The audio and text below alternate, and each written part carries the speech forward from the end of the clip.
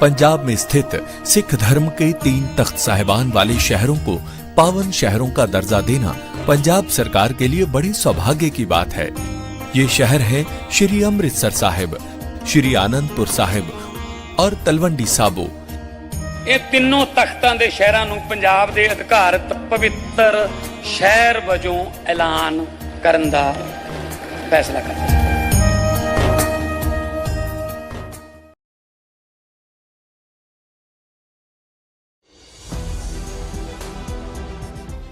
जय संविधान, जय भीम, महात्मा गांधी की जय, गोडसे मुर्दाबाद। अब ईरान में भी शुरू हो गया। ईरान में भी वहां की जो एक धार्मिक उन्माद वाली सरकार है उसके खिलाफ वहां देश की जनता भी सड़क पे उतर आई, लाखों लोग सड़क पे उतर आए। आपको ईरान के बारे में याद होगा, जब शाह ईरान हुआ करते थे, बड़ा लिबरल कंट्री हुआ करता था। वहां के देश के बच्चियों को पूरे अधिकार मिलते थे, अधिकार हुआ करते थे। अफगानिस्तान में भी एक जमाना था जबकि वहां लड़के लड़कियों में अंतर नहीं होता था। लड़कियां स्वतंत्रता से पढ़ती थी, लिखती थी, घूमती थी, विचार प्रकट करती थी। बुरे दिन आए, वही तालिबान अफगानिस्तान में आ गया। ईरान के अंदर भी दक्षिणपंथी धार्मिक लोग आ गए। वो लोगों को सबक सिखाने लगे, लोगों को टेम करने लगे, लोगों को बताने लगे धर्म कैसे चलता है। और पिछले 30-35 साल हमने अफगानिस्तान में भी वही देखे और ईरान में वही देखे। लेकिन और आपने देखा भी, जब अभी युद्ध हुआ जिसमें ईरान भी इन्वॉल्व हो गया, किस प्रकार से वहां पे जो खामैनी साहब हैं, वो सर्वोच्च नेता हैं, वो किस तरह से उभर के सामने आए। लेकिन लड़कियों के अधिकार सीमित कर दिए गए और वहां पे लड़कियों को बिल्कुल पर्दानशी कर दिया गया और उन्हें सारी उनकी स्वतंत्रता छीन ली गई। और अब वही चीज देखिए हिंदुस्तान के अंदर हो रही है आज की तारीख में। हिंदुस्तान के अंदर आज के तारीख में वहां पे है मुस्लिम कट्टरता। अफगानिस्तान में, पाकिस्तान में, बांग्लादेश में और ईरान में जहां मुस्लिम कट्टरता है, तो उसी के बराबर भारतवर्ष के अंदर हिंदू कट्टरता को उभारा गया पिछले 11 साल के अंदर। हमारे यहाँ भी ऐसे नियंत्रण करने वाले प्रॉक्टर्स पैदा हो गए देश के अंदर, जो पार्कों में जाने लगे, लड़के लड़कियां बैठते हैं तो उन्हें पीटने लगे। रेस्टोरेंट में अगर कोई लड़की अपनी बर्थडे में 8-10 दोस्तों को बुलाती है और उसमें से 2 दोस्त उसके ऐसे भी हैं जो उसके कुलीग हैं और मुसलमान हैं, उनको घसीट के पीटना, उन्हें मुकदमा दर्ज कराना, उन्हें परेशान करना। तो बिल्कुल एक समय था जब अफगानिस्तान भी प्रगति कर रहा था, ईरान भी बहुत ज्यादा प्रगति कर रहा था और भारतवर्ष भी बहुत ज्यादा प्रगति कर रहा था। लेकिन चलिए, उनके यहाँ जल्दी शुरुआत हो गई और जल्दी अंत भी हो गया। वहां का जो युवा पीढ़ी है, जो वहां के जेनजी है, वो सड़क पे उतार आया, ईरान में सड़क पे उतार आया, क्योंकि उसकी दम घुटने लगी। और वहां की जो करेंसी थी वो इतनी ज्यादा कमजोर हो गई, आर्थिक व्यवस्था इतनी ज्यादा कमजोर हो गई कि उन्होंने अमेरिका से पंगा ले लिया। और अमेरिका ने जो लोग भी ईरान से कोई संबंध रखते थे, उनकी आर्थिक कमर को तोड़ के धमकी देके ईरान की आर्थिक कमर तोड़ दी। और रूस के साथ भी उन्होंने ऐसे ही किया। तो अमेरिका क्योंकि करीब 1/3 वर्ल्ड की इकोनॉमी जो है उसे कंट्रोल करता है, तो उसे आप नेग्लेक्ट तो कर नहीं सकते। You can love USA, you can hate USA, but you can not ignore USA. तो ईरान की स्थिति हो गई। लेकिन चलिए, अब ये जेनजी सड़कों पे आ गए हैं, तो लगता है कि वहां पे धार्मिक कट्टरता से छुटकारा मिलेगा और एक सेकुलर राष्ट्र बनेगा। पूरा विश्व सेकुलर होगा, जहां पे माइनॉरिटी मेजॉरिटी की बात नहीं होगी। स्वतंत्रता से सब सांस ले सकेंगे और जितने अधिकार बेटों को है उतने ही अधिकार बेटियों को मिलेंगे और बेटियां अपने को पूरी तरह से कर पाएंगी, अपने विचार अभिव्यक्त कर पाएंगी और ऊंचे ऊंचे पदों पे जाएंगी, जो विश्व भर में औरतों ने और बेटियों ने, लड़कियों ने दिखा दिया। बल्कि अब हिंदुस्तान में जितने भी पदक विजेता हुए हैं, चाहे वो ओलंपिक हो, चाहे वो कॉमनवेल्थ गेम्स हो, चाहे वो एशियन गेम्स हो या किसी भी टूर्नामेंट पे हो, तो हमारे देश के अंदर की बेटियां जो है ज्यादा अच्छा प्रदर्शन कर रही हैं और ये दिखा रही हैं कि बेटियां जो हैं वो ज्यादा फोकस्ड हैं, ज्यादा कॉम्पिटेंट हैं और ज्यादा देश के लिए बड़ा योगदान दे सकती हैं। और हमारा इतिहास तो रजिया सुल्ताना का और रानी लक्ष्मीबाई का इतिहास है। लेकिन ये जो जेनजी जगह है, जो पहले श्रीलंका में जगह, बांग्लादेश में जगह, नेपाल में जगह, ईरान में जगह, मेक्सिको में जगह, पूरे विश्व के कोने कोने पे जब जेनजी जगह, तो उसने देश की सरकार को बदल दिया। अब सवाल ये उठता है कि देश के अंदर हमारे जो ये धार्मिक कट्टरता को ठोका जा रहा है और धकेला जा रहा है, और हमारे जो सेकुलर क्रेडेंशियल्स थे और हमारी जो एक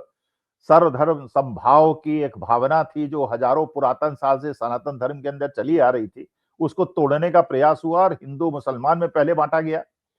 और हम लोग तब भी आगाह करते रहे कि हिंदू मुसलमान पे रुकेगा नहीं, ये इससे आगे बढ़ जाएगा। फिर उसके आगे बढ़ा, फिर वो दलितों के खिलाफ हो गया, फिर वो आदिवासियों के खिलाफ हो गया, अब यहां तक पहुंच गया कि अपने ही देश के नॉर्थ ईस्ट के बच्चों को इस प्रकार से अपमानित किया जाने लगा और उनके साथे वर्ग विभेद करने किया जाने लगा कि उत्तराखंड के अंदर एंजल चकमा नामक एक युवा की जो बीएसएफ जवान का पुत्र था, उसकी मार मार के हत्या कर दी गई, जबकि वो कहता रहा,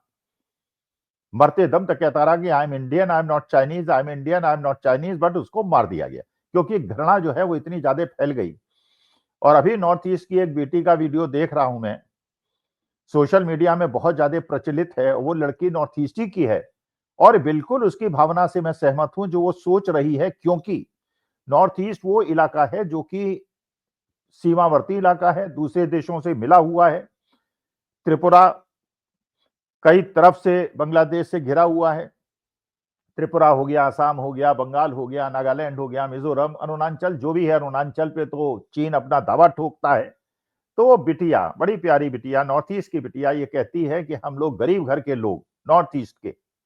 गांवों से अपने माँ बाप के सपने पूरे करने के लिए दिल्ली आते हैं, हैदराबाद जाते हैं, मुंबई जाते हैं, कर्नाटका जाते हैं, और वहां पे हम लोगों को जिस प्रकार से रेसिस्ट कमेंट हम पे किए जाते हैं और हमारी पिटाई की जाती है और हमको अपमानित किया जाता है। और ये बेटी इतनी ज्यादा रुआंसा हो गई और जिस प्रकार से अपनी व्यथा को उसने बताया, उसने कहा इसका मतलब ये है कि अगर आप, हम कह रहे हैं कि हम आपके देश के साथ हैं, आपके देश के लिए हम कमिटेड हैं और हम भारत माता को प्यार करते हैं, और आप लोग हमसे घृणा करते हैं, तो अपने साथ हमें रखने की आवश्यकता क्या है। मतलब ये है कि वो नॉर्थ ईस्ट जहां पे क्रिश्चियन पॉपुलेशन सबसे ज्यादा है, और चकमा समुदाय भी आप जानते हैं बहुत देशभक्त समुदाय है, बहुत देशभक्त कम्युनिटी है और देश के लिए पूरी तरह से समर्पित कम्युनिटी है, उसके एक युवा बच्चे को जो देहरादून के अंदर उच्च शिक्षा प्राप्त करके अपने भविष्य को सुधारने के लिए प्रयास कर रहा था, उसे खुलेआम देहरादून के बाजार में मार दिया जाता है, तो क्या इससे देश में एक अलगाववाद की स्थिति पैदा नहीं होगी। और ये लोग मुसलमान भी नहीं है, ये नॉर्थ ईस्ट के लोग जो हैं वो मुसलमान नहीं है, या तो वो बौद्ध हैं, या वो क्रिश्चियंस हैं, या वो हिंदू हैं। लेकिन जिस प्रकार की परिस्थिति पैदा कर दी गई है कि मणिपुर के अंदर, वहां पे जो मैतीय समाज है, मणिपुर के अंदर इन दोनों समुदायों के बीच में कटुता इतनी ज्यादा बढ़ गई है और हिंसा अभी रुकी नहीं है, लेकिन कोई मुंह नहीं खोल रहा है, कोई बोलने के लिए तैयार नहीं। तो क्या हम ऐसा मैदान तैयार नहीं कर रहे हैं जहां पे नॉर्थ ईस्ट को ये फीलिंग होने लगे और वहां के क्रिश्चियन और बौद्ध समुदाय को ये फीलिंग होने लगे, जो कि वहां मेजॉरिटी में है, कि जो इलाका जो कि चीन से और बांग्लादेश से और म्यांमार से मिला हुआ है, सटा हुआ है, और जहां पे उपद्रव की सबसे ज्यादा चांसेस हैं कि विदेशी तत्व हमारे देश के अंदर फायदा उठा सकते हैं, उनकी भावनाओं से अगर इस प्रकार से खिलवाड़ होगा और इनको हमारे देश के रेस्ट ऑफ दी इंडिया के लोग इस प्रकार से अपमानित करेंगे, तो क्या हम लोग उस षड्यंत्र में, उस दांव में नहीं खेल रहे हैं जो कि चीन, म्यांमार और बांग्लादेश हमारे साथ करना चाहेगा। एक संत हैं जो वृंदावन के हैं, वो खुलेआम कहते हैं कि शाहरुख खान ने आईपीएल में एक बांग्लादेश के प्लेयर को जगह दी है तो उसको बाइकआउट करो, और पूरे देश के अंदर शाहरुख खान के खिलाफ एक घृणा अभियान चालू हो गया है। लेकिन वही बांग्लादेश जिसके खिलाड़ी को आईपीएल के अंदर रखने में इतनी ज्यादा परेशानी हो रही है, उसी देश में जाके हमारे विदेश मंत्री जयशंकर साहब उन्हीं बांग्लादेश और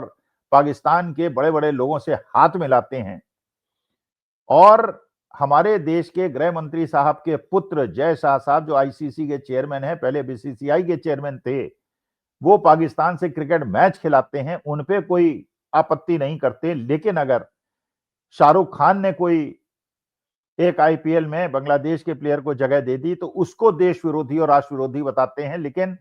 आईपीएल में बांग्लादेश के साथ क्रिकेट खेलने वाले को कुछ नहीं कहते। ये लोग वहां पे बैठ के शेखों के साथ चाय पी सकते हैं, कॉफी पी सकते हैं, लेकिन क्रिकेटर्स को ये बाध्य करते हैं कि आप पाकिस्तानी क्रिकेटर से मैच जीतने के बाद हाथ नहीं मिलाएंगे। ये बांग्लादेश के प्लेयर को जो शाहरुख खान ने अपनी टीम में जगह दी है, ये भी आईपीएल के नियमों के तहत दी गई है, और जिसमें आईपीएल के चेयरमैन और बाकी लोगों का हाथ है। इसके लिए शाहरुख खान को दोष कैसे दिया जा सकता है? उसने तो केवल नियमों का अनुपालन किया है, वो नियम बनाए हैं आईपीएल ने। तो अगर बीसीसीआई पाकिस्तान से क्रिकेट खेलने की अनुमति दे सकता है, आईसीसी उसको क्रिकेट खेलने की अनुमति दे सकता है, आईपीएल अगर बांग्लादेश के प्लेयर्स को खेलने की अनुमति दे सकता है, तो ये तथाकथित ढोंगी संत देश के और हमारी जो विदेश नीति है उसको बर्बाद करने पे क्यों तुले हुए हैं? ये एक विचारणीय प्रश्न है और देश के युवाओं को भी ये सोचना होगा कि अगर इस प्रकार से विद्वेष से देश को रोकना है और देश को एकजुट रखना है और भारत माता की सेवा करनी है, अपने भविष्य को अगर उज्जवल बनाना है, तो इन धार्मिक भावनाओं, जातीय भावनाओं, वर्ण विभेद की भावना से ऊपर उठकर हमें देश को मजबूत बनाना होगा और एक ऐसी भावना लेकर आनी होगी जिसमें हमारे देश के 142 करोड़ लोग एक परिवार की तरह स्वतंत्र सांस ले सकें, बेटियों पे कोई आपत्ति न हो, जैसे उत्तराखंड के अंदर अंकिता आर्या के साथ हुआ। बड़े-बड़े बीजेपी के लीडर्स उसके उस षड्यंत्र में शामिल थे और बेटी ने जब इनकार कर दिया तो उसकी हत्या कर दी गई और इस प्रकार की चीजों की भी जांच ना होकर सब लोग मुंह सिले बैठे हैं, कोई बोलने को तैयार नहीं है। तो हमारे देश की जनता को और जेनजी को भी ये सोचना होगा, हमारी तो चलिए उम्र हो गई, अभी तो आपको बहुत लंबा समय देखना है। अगर देश इस प्रकार से धर्म और जाति और वर्ण और वर्ग के आधार पे बढ़ जाएगा तो देश मजबूत कैसे होगा और आपका भविष्य कैसे उज्जवल होगा? नमस्कार, धन्यवाद और प्रणाम।